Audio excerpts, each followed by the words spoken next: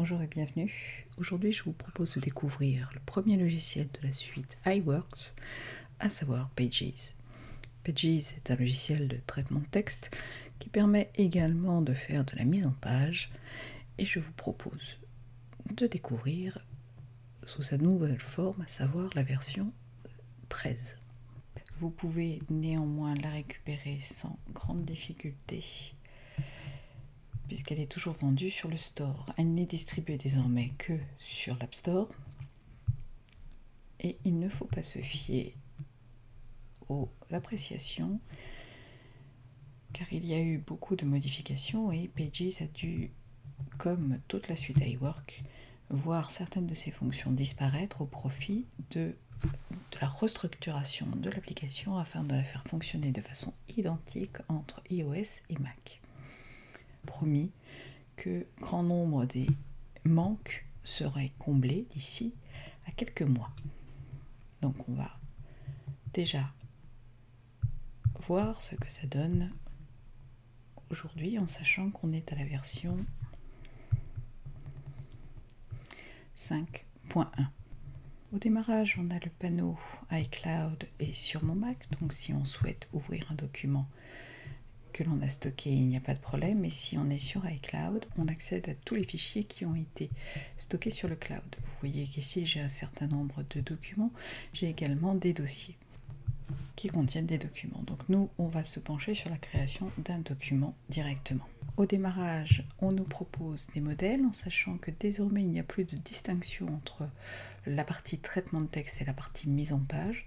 Les modèles sont tous mis suivant des rubriques, à savoir carte de visite, enveloppe, et ainsi de suite.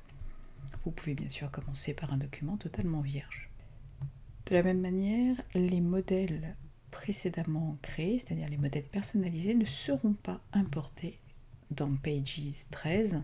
La suite précédente 09 sera conservée sur les disques durs si jamais vous l'aviez déjà installé, ce qui n'est pas le cas sur cette machine. Donc on va commencer avec un document vierge. Et on va s'intéresser à l'interface.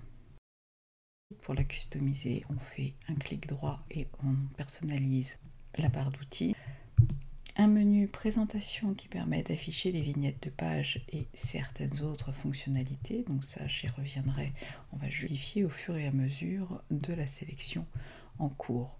La rubrique configuration permet format, remplace l'inspecteur tel qu'il était avant.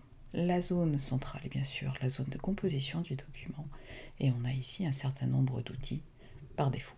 L'inspecteur peut être masqué si on le souhaite, mais comme il est particulièrement utile, je vous propose de le laisser à l'écran. Donc on l'a vu ici, on peut voir les vignettes de page. Ici nous avons le zoom, en sachant qu'il est possible d'ajuster à la page ou à la largeur, et que désormais le zoom à deux doigts en faisant un pinch permet d'agrandir et de rétrécir directement avec les doigts, ce qui a toujours été une demande forte des utilisateurs. Ici nous avons les boutons qui permettront d'insérer divers éléments. Vous avez le bouton de partage qui va permettre d'indices. Ces indices vous permettent de voir quelques fonctionnalités rapides et pourront être éventuellement utiles pour le débutant.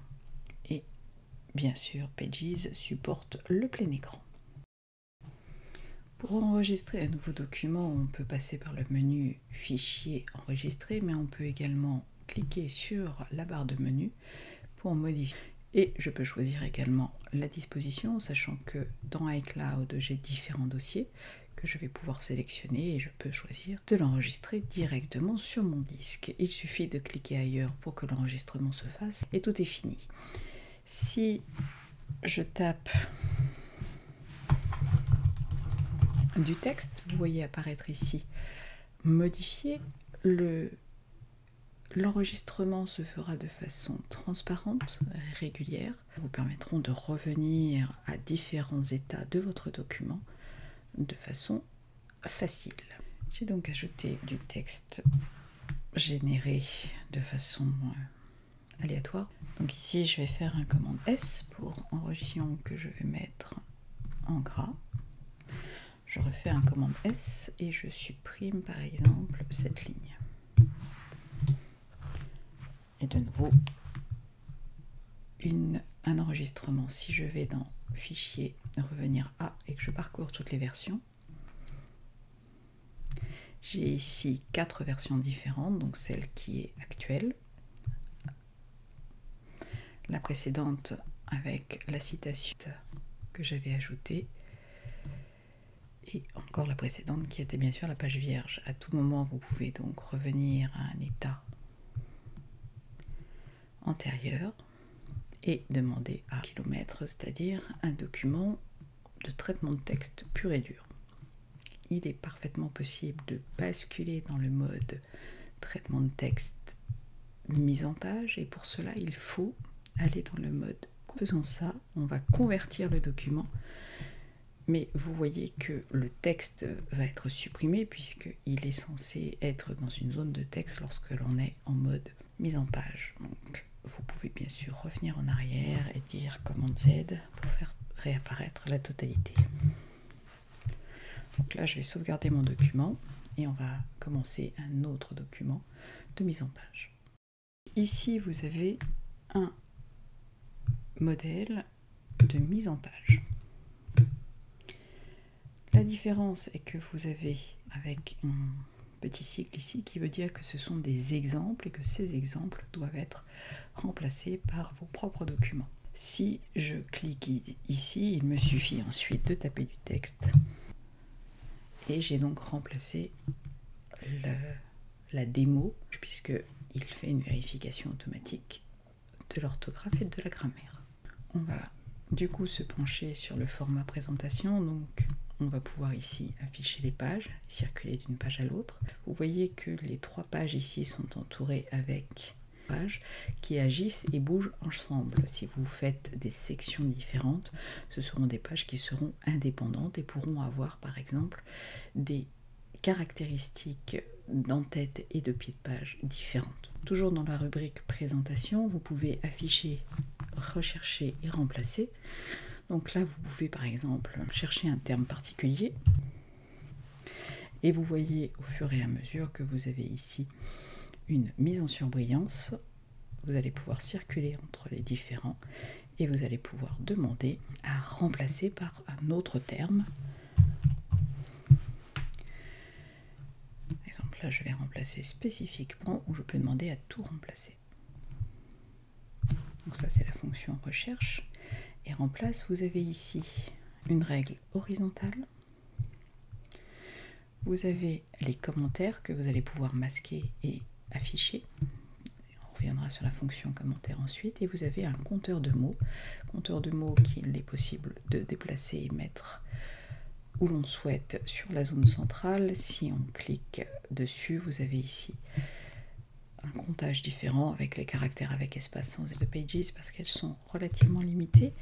Remarquez que vous avez ici l'affichage ou non de la liste de modèles ou utiliser un modèle par défaut de façon systématique. Vous pouvez choisir la couleur des caractères invisibles, afficher des suggestions lorsque vous êtes en train d'éditer des cellules, ajouter des vidéos et demander à les optimiser de façon systématique pour l'export vers iOS, déterminer un auteur, c'est le nom qui apparaîtra lorsque vous ferez des modifications et ou des commentaires. Et pour ce qui est des règles, vous avez la possibilité de choisir le centimètre, d'afficher une règle verticale si elle vous est nécessaire, d'afficher également les guides pour montrer les bords de l'objet ou les centres de l'objet. Ça, c'est lorsque l'on rajoute des médias afin de pouvoir les centrer correctement sur le document.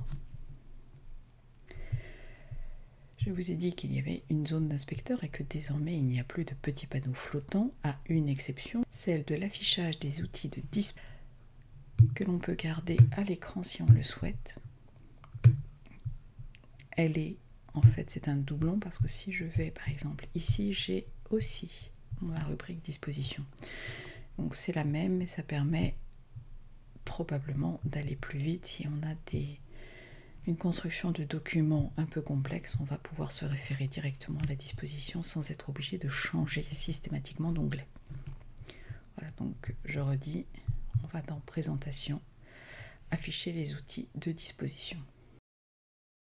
On va se pencher sur les inspecteurs. Donc là, ici, il s'agit d'une boîte de texte. Si je fais une sélection, j'ai donc là, j'ai le titre. Il s'agit bien sûr de styles qui sont enregistrés dans le modèle, mais on peut choisir, par exemple, de basculer en sous-section. On va peut-être même faire quelque chose un peu plus petit. Je peux appliquer différents styles à différents paragraphes sans problème. Par exemple, on va mettre note de bas de page. Et si je crée mon propre style, par exemple ici, je vais changer la police de caractère. Je vais augmenter la taille et je vais mettre par exemple en italique. Vous voyez apparaître ici un bouton mise à jour qui me permet de modifier le corps, en l'occurrence, modifier ce style, mais je peux également ajouter un nouveau style. Et je vais mettre, et dans ce cas-là, j'aurai un style que je vais pouvoir réutiliser ultérieurement. Donc, je vais cliquer ici et je vais par exemple formater. Prendre, vous avez la police de caractère, le côté italique, les styles de caractère avec le soulignement. Vous avez également ici des styles supplémentaires, par exemple pour basculer tout en majuscule. Je vais ici basculer tout en majuscule. Une fois que vous êtes comme ça, si vous passez à aucun, vous revenez en minuscule. Vous avez ici de quoi changer la couleur des caractères. Et vous avez également une option avancée qui permettra de régler l'ajout systématique de majuscules au début des mots ou tout en majuscule, tout en minuscule, le style de ligature, le remplissage des caractères, et vous pouvez même, alors là je vais changer de couleur parce que c'est très difficile à voir sinon, donc je reviens dans mes réglages avancés. Si je mets contour, vous voyez que le texte va se... Je vais faire un petit zoom. On voit que le texte est creux, à pouvoir par exemple mettre un remplissage différent. Et bien sûr, il faut pour cela que je sois en sélection de texte, sinon ça ne marche pas. Donc je reviens ici, je fais mon remplissage de caractère, je vais lui attribuer une couleur sur laquelle je vais régler l'angle et ainsi de suite. Donc je peux choisir également d'augmenter l'espacement des caractères, décaler la ligne de base et ainsi de suite. Ici vous changez la couleur de la police, ça on l'a vu, je peux remettre en noir. L'alignement bien sûr à gauche centré, réglé à droite ou justifié. Vous pouvez aussi ajouter une indentation et lorsque vous êtes dans un pavé de texte, vous allez pouvoir modifier l'alignement, c'est-à-dire le mettre en haut vers les bordures, au milieu ou en bas. Au niveau de l'espacement, vous pouvez choisir l'espacement de vos lignes. Vous pouvez également ajouter ou pas un espacement sur le cadre de texte.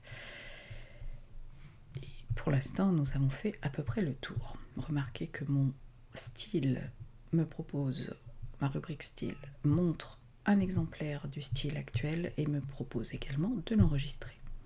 Je vais défaire le zoom. Alors, une liste, je vais sélectionner ici et je vais par exemple ajouter des puces. À partir de là, je peux modifier le type de puce, je peux changer la couleur de la puce et je peux également augmenter sa taille ou son alignement vers le haut, vers le bas et ainsi de suite, vertical ou exactement aligné avec le texte. Il est possible de faire des puces de texte, il est également possible de faire des puces d'images en sachant que vous avez la possibilité de changer le type de puce. Et pour finir, vous pouvez mettre des nombres. Cette femme s'est décalée, le 3 est devenu 4 et je peux taper du texte ici. De la même manière, si je prends cette ligne et que je la déplace, elle va prendre le numéro 2 et visualiser où est-ce que je vais la mettre. Si je souhaite, je peux décaler et dans ces cas-là, j'ai une sous-numérotation. Sous-numérotation qu'il est possible de choisir. Et si je continue, ma liste va se mettre à jour. Donc ça vous permet par exemple de faire un plan complexe. Que ce soit en mode de mise en page ou en mode de texte brut, la rubrique texte sera la même. Si vous passez à l'onglet disposition et que bien sûr je vais sélectionner 2 paragraphes, je passe à la rubrique disposition et j'ouvre l'item colonne, je vais pouvoir ici par exemple demander à avoir 2 colonnes différentes. Je peux modifier manuellement leur taille, sachant que là, si je décoche, je vais pouvoir modifier moi-même, je vais dire 5. Donc je vais en avoir une qui est un peu plus grande. La gouttière étant la partie qui est entre les deux. Si je recoche, elles vont revenir identiques. Je pourrais faire 3 colonnes si je le souhaite, mais là le document n'est pas très large. Ici, je contrôle le retrait des mots. Donc je vais par exemple ajouter un retrait. Je peux ajouter un retrait à gauche. Je peux ajouter, les tabulations permettent d'attribuer des espacements particuliers. Donc ça, je n'y reviens pas. Et bordure et règles vont permettre d'utiliser des cadres. Donc là, il s'agit par exemple, si je mets en surbrillance la totalité de mon paragraphe et que je demande une bordure, je vais mettre une bordure et je vais demander à la fin de chaque paragraphe, une ligne au début et à la fin, ou juste une ligne au début. Je peux également augmenter la taille de cette ligne, je peux changer sa couleur. Je peux changer sa couleur suivant le même principe et je peux également modifier la couleur de l'arrière-plan du texte. La dernière rubrique est la rubrique plus, les orphelins, et de gérer la césure du paragraphe. Vous pouvez également détacher la sélection, c'est-à-dire que si je recolle mon texte, elle va s'ajouter. Et si j'ai du texte qui déborde, je vais ajouter une 4e page, toujours dans la même section, c'est-à-dire entourée de jaune. Au survol, on passe sur la zone d'en-tête et vous avez bien sûr la zone de pied de page. Elle est divisée en 3 zones que vous pouvez remplir de façon différente. Remarquez que lorsque vous mettez le curseur, vous avez une icône modification du pied de page des pages 1 à 4 puisqu'il y en a 4 dans cette section. Si je modifie ici ce pied de page, les 4 pages partageant la même section auront les mêmes renseignements. Donc là par exemple je vais modifier ici le numéro de page. Je peux insérer un numéro de page et le nombre de pages. Donc je vais mettre par exemple une barre oblique et je vais rajouter ensuite le nombre. Vont partager le même pied de page. Si je modifie maintenant l'en-tête, même chose, cette rubrique est partagée sur les 4 pages. Et si jamais je souhaite soit je me place à un endroit du document et je demande à insérer, voir le même comportement, si je clique ici et que je demande à débuter un nouvel en-tête, alors je vais me mettre plutôt sur cette page ici, je veux demander à avoir un en-tête différent pour les 2 dernières pages, je clique et j'ai désormais une première section qui prend ici un cadre jaune entourant 2 pages avec une primaire et une secondaire, et ici une deuxième section. Dans ce cas-là, si je change, j'ai toujours mon ancien en-tête qui prend les pages 1 et 2 et mon nouvel en-tête qui prend les pages 3 et 4. Et dans ces cas-là, même chose, je pourrais avoir ici, je vais demander à insérer simplement un numéro par exemple de cette manière. Je permets simplement, ici, si je suis par exemple partager le même en-tête. Il est possible également de faire un saut de colonne, donc si on se